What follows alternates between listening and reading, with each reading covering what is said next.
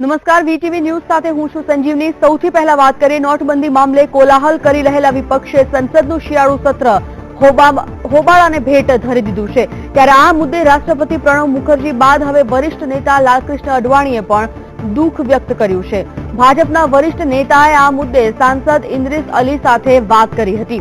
વિપક્ષ દ્વારા નોટબંધી મામલે લોકસભા કે રાજ્યસભાના કાર્યવાહી એક પણ દિવસ યોગ્ય રીતે ચાલવા દીધી નથી। ત્યારે લાલકૃષ્ણ અડવાણીએ આ મુદ્દે દુઃખ વ્યક્ત કરી રાજીનામું આપવા સુધીની વાત કરી હતી। વધુમાં તેમણે જણાવ્યું હતું કે જો અટલજી સંસદમાં હાજર હોત તો તેમને પણ ખૂબ જ દુઃખ થાત।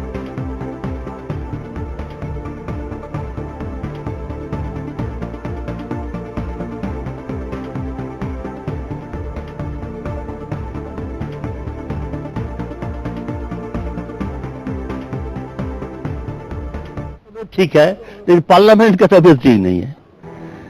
तो ऐसे बात में हम बोला आस्ट अटल जी साहब कैसे हैं?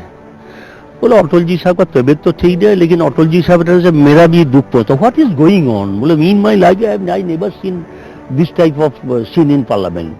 बट डिस्कशन होना चाहिए, रिजाइन देने मांगता है ऐसा कुछ जो सिचुएशन चल रहा।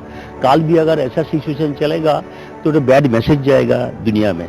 ऐसा नहीं होना चाहिए। अगर एडजस्टमेंट हो, सबको मिल के मीटिंग करके एडजस्टमेंट हो। नॉट